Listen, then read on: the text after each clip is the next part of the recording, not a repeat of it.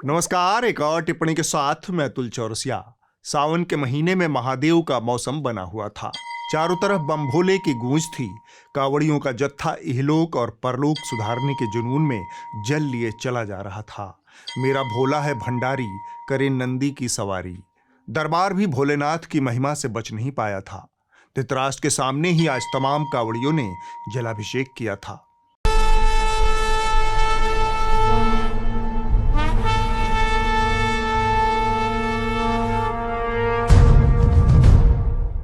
धृतराष्ट्र को इस बात का अंदाजा था कि अब के बरस सावन में बहुत उत्पात और तबाही भी हुई है, लेकिन शिव भक्तों के उत्साह में कोई कमी नहीं आई।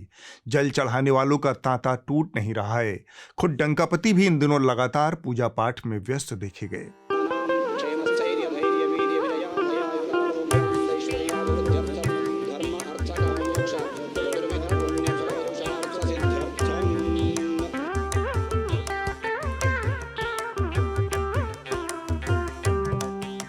डंकापति की व्यस्तता का आलम यह है कि खुद उनके शागिर्दों को भी बार बार याद दिलाना पड़ रहा है कि वो कितने व्यस्त हैं। ये हम सबका बड़ा सौभाग्य है कि माननीय प्रधानमंत्री श्री नरेंद्र मोदी जी ने अपने बहुत ही बिजी स्केड्यूल में से आज हम सबको रूबरू मिलने के लिए समय दिया। अपने बहुत ही बिजी स्केड्यूल में से आज हम सबको रूबरू मिलने के लिए समय दिया। लेकिन इस सब का कोई फायदा नहीं हो रहा। डंकापति की व्यस्तता कम होने का नाम ही नहीं ले रही। धृतराष्ट्र ने संजय से पूछ लिया, आखिर डंकापति इतने व्यस्त क्यों चल रहे हैं? अगर वो इस तरह से व्यस्त रहे तो आर्यावर्त का क्या होगा? संजय ने कहा, महाराज, सारी व्यस्तता आर्यावर्त को महान बनाने के लिए ही तो है। धृतराष्ट्र अवाक होकर बोले, ओह, ऐसी बात है? संजय ने कहा, बिल्कुल महाराज। आपको लग रहा होगा कि शागिर्दों को झूठ बोलने की आदत है, लेकिन ऐसी बात नहीं है। डंकापति की व्यस्तता का आलम आप खुद देखिए।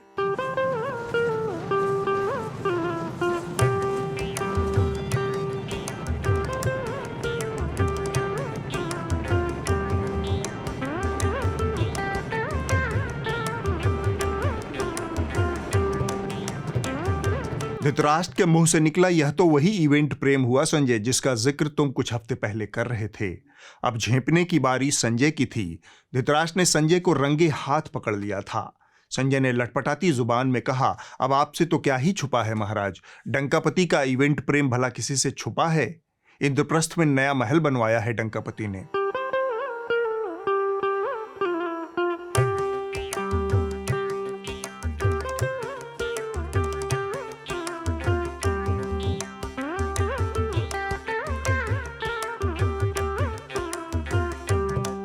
संजय जारी थे। डंकापति की घनघोर व्यस्तता को आप ऐसे समझे महाराज कि मणिपुर में 3 महीने से आग लगी हुई है, लेकिन डंकापति के पास इतनी भी फुर्सत नहीं है कि वो संसद में जाकर 2 बात कह सकें। स्थिति इतनी नाजुक है कि समूचा विपक्ष संसद भवन में उनकी बाट जोहता रहता है और वो उद्घाटन, ड्रोन, चुनावी सभा में खुद को जोते रहते हैं। 2 घंटे इवेंट में खर्च हो जाते हैं। उसके बाद 2 दिन तक उस इवेंट का वीडियो आदि ट्विटर पर शेयर करने में निकल जाता है महाराज।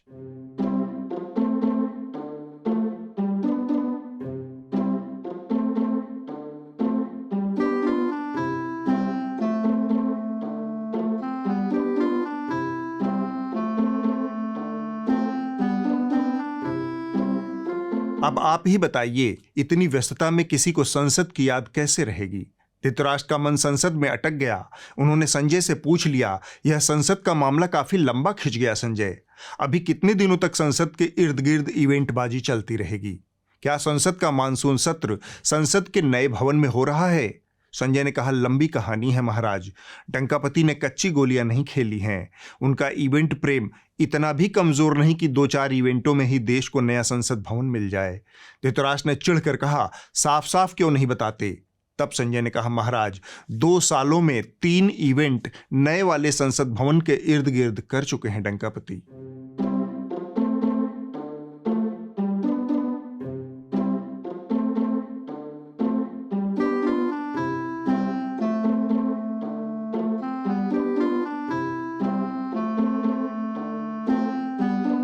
संजय ने बोलना जारी रखा।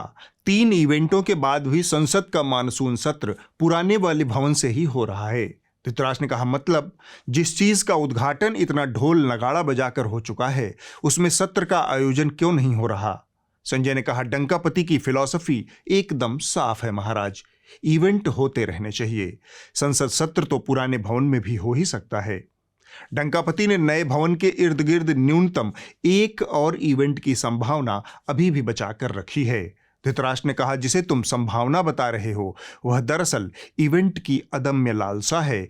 लगे हाथ धृतराष्ट्र ने पूछ लिया, वैसे ये विपक्ष संसद में डंकापति के पीछे पड़ा क्यों है? मणिपुर में ऐसा क्या आसमान गिर पड़ा है? संजय ने ज्यादा कुछ बोलने की बजाय एक वृत्त चित्र चला दिया।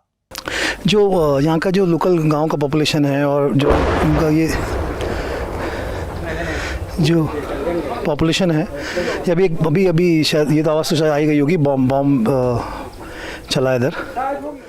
जो मेरी कुछ कमांडो से बात हो रही थी तो बोल रहे थे कि जैसे कि यहाँ पे मणिपुरी कमांडोज़ हैं और ये भी फायरिंग की आवाज़ आई है, आई थिंक बॉम्ब छिल गिरा कहीं, और BSF है उनके साथ और CRPF कमान ये इधर है, लेकिन और उस तरफ जो है आसाम राइफल्स और जो महा रेजिमेंट है वो उनको रोकने के लिए, और ये इधर से अगर कुछ फायरिंग होती है उसको रोकने के लिए है, बट लेकिन तब भी फायरिंग हो ही रही है।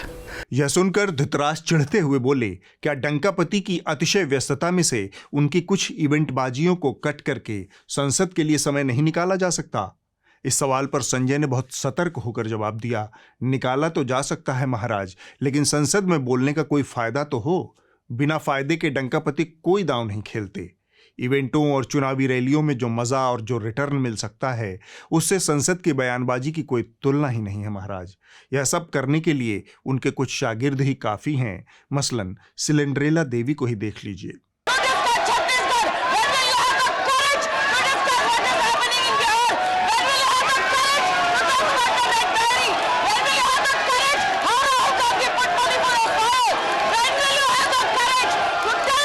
धृतराष्ट्र ने पूछा, ये देवी बोल क्या रही थी? कुछ समझ नहीं आया। संजय ने समझाया कि सिलेंड्रेला देवी के मुताबिक मणिपुर में जो कुछ हो रहा है उसके लिए राजकुमार जिम्मेदार हैं।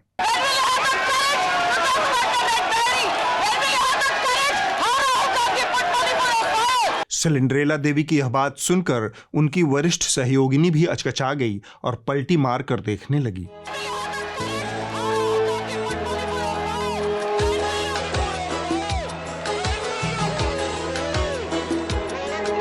इसी तरह से डंकापति के एक और शागिर्द हैं जिन्होंने डंकापति की एक अनमोल सलाह से पूरे देश को अवगत करवाया।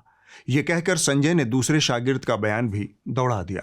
उन्होंने एक बहुत बड़ी टिप्पणी की कि इंडियन नेशनल कांग्रेस एक अंग्रेज ने बनाया था, ईस्ट इंडिया कंपनी भी अंग्रेजों ने बनाया था। आजकल लोग इंडियन मुजाहिदीन भी नाम रखते हैं, इंडियन पीपल्स फ्रंट भी नाम रखते हैं, तो चेहरे पे चेहरे लिखाते हैं, सच्चाई कुछ और है।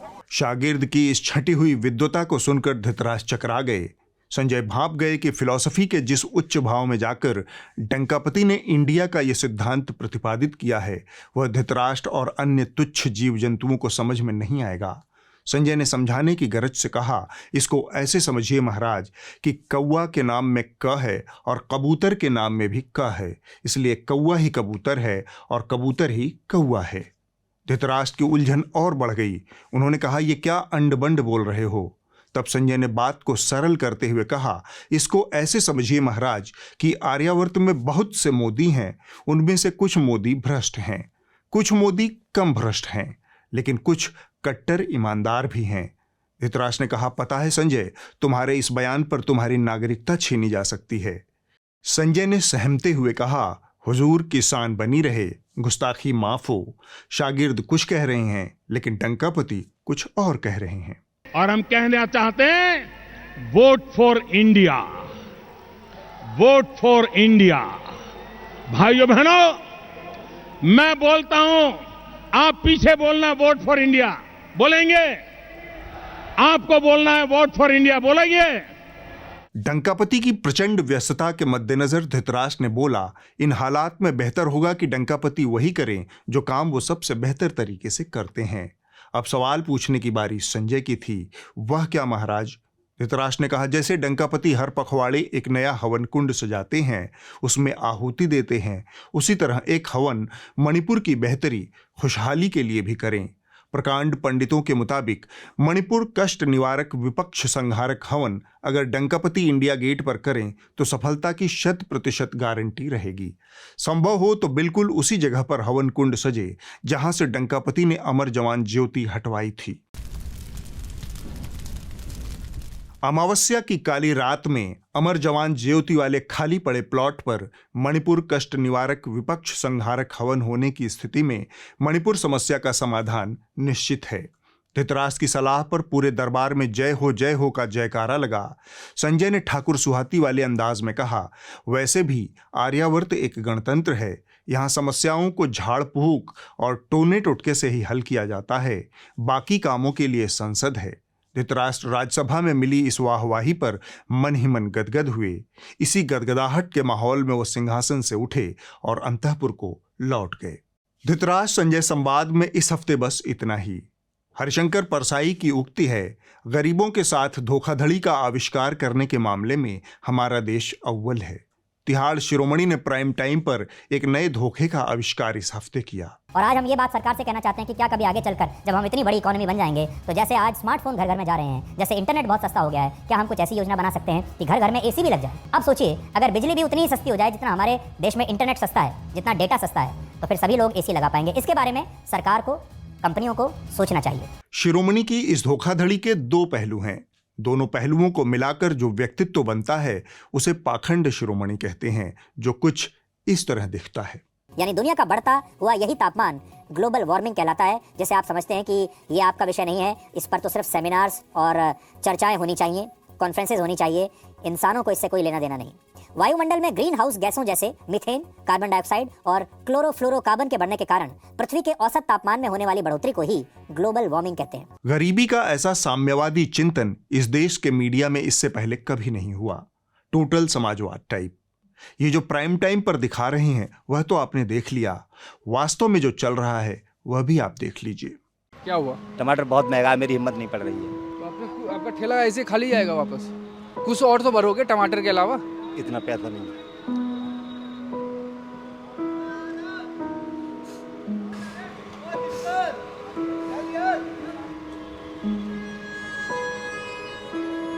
हमारी गुजर नहीं हो रही।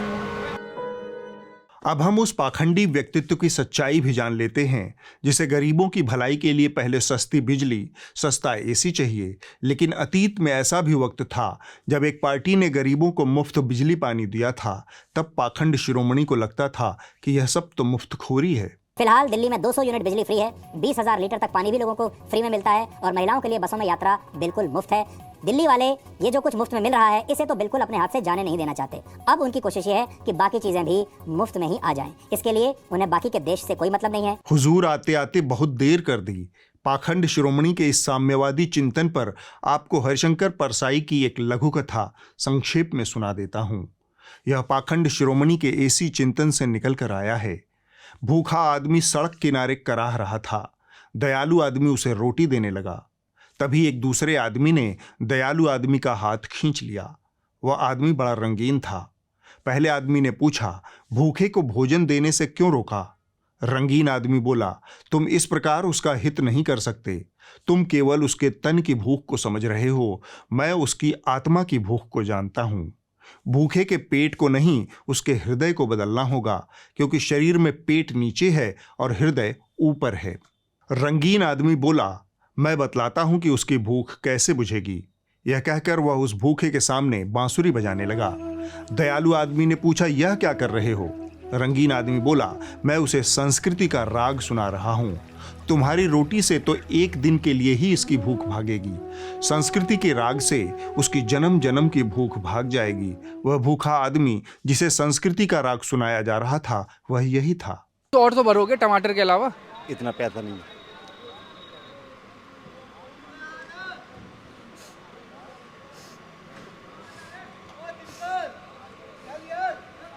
देश में ये सब चल रहा है। जो पिंच पीरियड में नदी को जीवन देने का काम फ्लड प्लेन में उपस्थित फ्लड प्लेन वेटलैंड करता है, उसमें कमी आएगी क्योंकि आप कंस्ट्रक्शन कर रहे हैं। और दूसरा पानी फैलाव होगा तो जान माल की हानि होती है।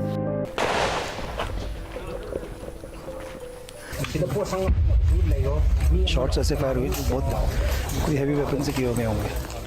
जहां एक तरफ हमारे देश के दूसरे हिस्सों में रोज़मर्रा की ज़िंदगी आसानी से गुजर रही है, वहीं मणिपुर में हालात सामान्य नहीं हैं। रास्ते में कई गांवों के लोग अपना घर छोड़कर हमें सड़कों पर दिखे। हिमाचल प्रदेश में बाढ़ से हो रही तबाही कोई 10 साल पहले हुई केदारनाथ आपदा की याद दिलाती है। जहां जानकार इसमें जलवायु परिवर्तन, चरम मौसमी घटना और प्रकृति के कोप को ढूंढ रहे हैं, वहीं एक बहुत ही स्पष्ट सवाल ये भी है कि क्या विकास का मॉडल त्रुटिपूर्ण है। लेकिन प्राइम टाइम पर यह सब दिखाया जा रहा है। सीमा को मिलेगी खुलेआम सजा, पाकिस्तान बॉर्डर पर फांसी का फंदा तैयार। सीमा की पड़ोसियों ने बैठाई महापंचायत, लात मारकर भगाएंगे सीमा को। सीमा वापस जा रही पाकिस्तान, सचिन का रो रो कर बुरा हाल। कैमरे पर रो रो कर सच बता दिया, मैं जासूस हूं, आप भी सुन लो। बड़ा खुलासा, शूटर निकली पाक की सीमा। जासूस सीमा ने सचिन को जहर दे दिया। 3 महीने से मणिपुर जल रहा है, लेकिन एक भी शो ऐसा नहीं है जिसमें देश के प्रधानमंत्री और गृह मंत्री से सवाल पूछे गए हों। हाँ, ये हवाबाजी जरूर फैलाई गई। पहली खबर यह है कि प्रधानमंत्री मोदी खुद मणिपुर के मौजूदा हालात की निगरानी व्यक्तिगत रूप से कर रहे हैं लगातार, और वो दिन में एक नहीं बल्कि 2 या 3 बार मणिपुर से अपडेट ले रहे हैं। पाखंड शिरोमणि के शो में कुछ शब्द, कुछ वाक्य विन्यास अपना अर्थ पूरी तरह से खो चुके हैं, जैसे सबसे जरूरी बात, सबसे महत्वपूर्ण बात, हैरानी की बात, चौंकाने वाली बात, या फिर सूत्रों के अनुसार। बिल्कुल इन्हीं वाक्यों की तरह ये बात भी अपना अर्थ पूरी तरह से खो चुकी है कि प्रधानमंत्री निगरानी कर रहे हैं। इन्होंने इसे ही मणिपुर की निगरानी समझ लिया है।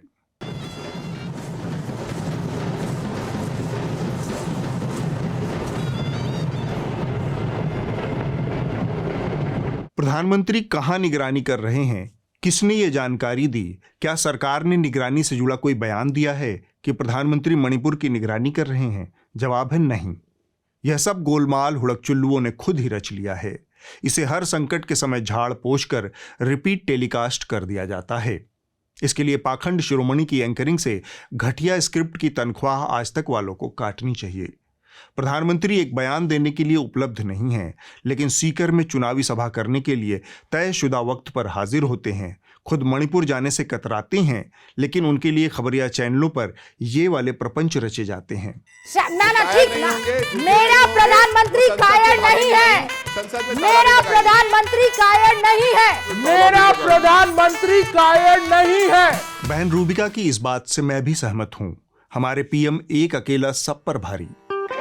देख रहा है, एक अकेला कितनों को भारी पड़ रहा है, एक अकेला कितनों को भारी पड़ रहा है। मेरा प्रधानमंत्री कायर नहीं है। मुझे गुस्सा आता है, मुझे गुस्सा आता है। बहन रूबिका के इस 12 प्रवचन के दौरान ही खबरिया चैनलों का एक और खटकरम हमारे सामने आया। प्रधानमंत्री की अनुपस्थिति को लेकर संसद भवन में हंगामा हो रहा है, लेकिन खबरिया चैनल संसद सत्र का लाइव टेलीकास्ट करने की बजाय प्रधानमंत्री की सीकर वाली चुनावी जनसभा को लाइव दिखाने लगते हैं। अपराध में 4 साल नहीं सहेगा राजस्थान, पेपर लीक से युवा परेशान कैसे देगा, नहीं सहेगा राजस्थान। इन लोगों ने सरकार का भ्रष्टाचार नहीं सहेगा राजस्थान। वर्चस्व की लोक नीति CSDS ने मीडिया से संबंधित अपना सालाना सर्वेक्षण जारी किया है। इसके मुताबिक 75% पत्रकारों को भरोसा नहीं है कि उनकी नौकरी कब तक सुरक्षित है। इसी तरह 82% पत्रकार मानते हैं कि उनका मीडिया संस्थान भाजपा के पक्ष में काम करता है। इसी सर्वे में 75% पत्रकारों ने स्वीकार किया है कि उनके काम की वजह से उन्हें शारीरिक और मानसिक समस्याएं हो रही हैं। यह मुख्तसर सा आंकड़ा है, पूरी रिपोर्ट आप न्यूज़ लॉन्ड्री पर पढ़ सकते हैं। ये आंकड़े हमारे सामने मीडिया की एक भयावह तस्वीर रखते हैं। भारत के मीडिया की सेहत बहुत खराब है, यह अंदर से बीमार होता जा रहा है। इसकी तमाम वजहों में एक वजह है इस मीडिया के आय का मॉडल। विज्ञापन पर निर्भर इस मॉडल की नकेल जब तब सत्ताधारी कस देते हैं और मीडिया संस्थान एक झटके में बड़ी संख्या में पत्रकारों को बाहर का रास्ता दिखा देते हैं। यही वह असुरक्षा है जो लोक नीति CSDS के सर्वेक्षण में दिख रही है। इसका एक उपाय है विज्ञापन मुक्त सब्सक्रिप्शन आधारित मीडिया। अगर मीडिया आपके पैसे से संचालित होगा तो यहाँ काम करने वाले 82% पत्रकार ये नहीं कहेंगे कि उनका मीडिया संस्थान भाजपा या किसी भी अन्य दल के पक्ष में काम करता है। न्यूज लॉन्ड्री ऐसा ही मीडिया संस्थान है जो अपने सब्सक्राइबर्स की मदद से काम करता है। हम कोई विज्ञापन नहीं लेते, तो न्यूज लॉन्ड्री को सपोर्ट कीजिए, सब्सक्राइब कीजिए और गर्व से कहिए मेरे खर्च पर आज़ाद हैं खबरें। हमारा नया NL सेना प्रोजेक्ट हिमालय में हाहाकार हिमाचल प्रदेश में आई भयानक कुदरती तबाही पर जुड़ा है, जिसे वरिष्ठ पर्यावरण पत्रकार हृदय जोशी आप तक पहुंचाएंगे। हमारे इस नए NL सेना प्रोजेक्ट को जल्द से जल्द पूरा करने में हमारी मदद करें। राजनीति में नाम बदल लूंगा, मूंछ मुड़वा दूंगा, थूक कर चाट लूंगा जैसे दावे नहीं करने चाहिए। पोस्ट ट्रूथ एरा में नेताओं को तो कम से कम ऐसे दावे बिल्कुल नहीं करने चाहिए। करने से पहले 1000 बार सोच लेना चाहिए। लेकिन जब नेतागिरी शहजाद पूनावाला जैसी हो तो यह सब चांद तारे जैसी ख्वाहिशें लगती हैं। बयान सुनिए। इनके 8 वर्ष के कार्यकाल में 8000 इंसिडेंट्स हुए, जिसमें 2000 से ज्यादा लोग नॉर्थ ईस्ट के मारे गए। एक शब्द मनमोहन सिंह के मुंह से निकला होगा तो मैं अपना नाम बदल दूंगा। ये असम से चुने हुए थे, असम नहीं जाते थे। एक शब्द मनमोहन सिंह के मुंह से निकला होगा तो मैं अपना नाम बदल दूंगा। मोदी मणिपुर नहीं जाएंगे। इसके बचाव में पूनावाला का तर्क है कि मनमोहन सिंह भी तो कभी पूर्वोत्तर नहीं गए, जबकि वहां पर तमाम जातीय हिंसा की घटनाएं हुई। इतना ही नहीं, आंकड़े भी अजब गजब। 8000 से ज्यादा घटनाएं, 2000 से ज्यादा मौतें, और मनमोहन सिंह चुपचाप बैठे रहे। पर सच क्या है आप भी जानते रहिए, वरना जिस कनफुकवा संगठन से शहजाद पूनावाला के तार जुड़े हैं उसकी पहचान ही भ्रम फैलाने की है। 28 जुलाई 2012 का PIB का प्रेस रिलीज और फोटो आर्काइव में उपलब्ध है। इसके मुताबिक उस दिन तत्कालीन प्रधानमंत्री मनमोहन सिंह असम के कोकराझार जिले में हिंसा प्रभावित इलाकों का दौरा कर रहे थे। उस दिन उन्होंने हिंसा प्रभावित इलाकों के पुनर्निर्माण और मदद के लिए 300 करोड़ रुपए का पैकेज घोषित किया। हमें नहीं पता कि 3 महीने बाद मोदी जी के पास मणिपुर के लिए क्या पैकेज है। इतना ही नहीं, पूनावाला ने कहा कि मनमोहन सिंह ने कभी संसद में बयान नहीं दिया। हमने पाया कि पूनावाला का यह बयान भी फर्जी है। ये हमारा सत्यनिष्ठ कर्तव्य है कि हम चाहे जिस भी पार्टी से हों, हम साथ में काम करें, ताकि एक ऐसा वातावरण बन सके जहां ये अफवाह फैलना बंद हो सके, ताकि उत्तर पूर्व के राज्यों के लोगों को ये महसूस हो कि देश का कोई भी भाग उनका स्वागत करता है। यह बयान अगले ही मानसून सत्र में राज्यसभा में मनमोहन सिंह ने दिया था। तारीख थी 17 अगस्त 2012। अब पूनावाला कैसे अपना नाम बदलेंगे, कब बदलेंगे, वो खुद तय कर लें। लेकिन एक आशावादी होने के नाते मैं इस मामले में भी शहजाद पूनावाला के लिए एक उम्मीद की किरण देखता हूँ। इसमें उनकी खुशहाली की राह नजर आती है। जिस दल में पूनावाला हैं, वहाँ शहजाद जैसा नाम सिर्फ और सिर्फ असफलता की गारंटी है। एक सीमा के आगे वहां शहजाद नामधारियों के लिए सारे रास्ते बंद हो जाते हैं। तो मेरी सलाह है कि इस मौके का फायदा उठाते हुए शहजाद भाई कोई अच्छा सा देवनागरी नाम सोचकर अपना नाम बदल लें, सनातन पूनावाला टाइप। लाठी भी टूट जाएगी और सांप भी मर जाएगा। अब आप इस हफ्ते की रिपोर्ट देख लीजिए। जो कही जा रही थी बातें कि अंदर में भी सोशल डिस्टेंसिंग का ख्याल रखा जाएगा। ट्रेनें तो खुल दी हैं, लेकिन कैसे? यह रिपोर्ट उत्तराखंड के कपकोट इलाके से है और आप तक इसे पहुंचाया है ABP गंगा नामक यूट्यूब चैनल ने। कपकोट इलाके के लीती गांव में सड़क और अस्पताल की सुविधाओं का इतना अभाव है कि बीमार ग्रामीणों को इलाज के लिए डोली में डालकर पैदल ले जाना पड़ता है। 4-5 ग्रामीण दुर्गम पहाड़ी रास्तों पर मरीज को लेकर पैदल ही चढ़ाई करते हैं। सरकार कहती है कि भी हमने गांव-गांव तक सड़क पहुंचा दी, गांव-गांव तक स्वास्थ्य की सुविधाएं मुहैया करा दी, और आज आप देख रहे हैं कि सामा जैसे लगता हुआ जिला तहसील मुख्यालय का क्षेत्र आज भी स्वास्थ्य शिक्षा जैसे महफूज ज्वलंत समस्याओं से महफूज है। अपनी स्वास्थ्य की सुविधाओं के लिए, रोड की सुविधा के लिए, संचार की सुविधा के लिए हमको संघर्ष करना पड़ेगा। अगले हफ्ते होगी एक और टिप्पणी। नमस्कार।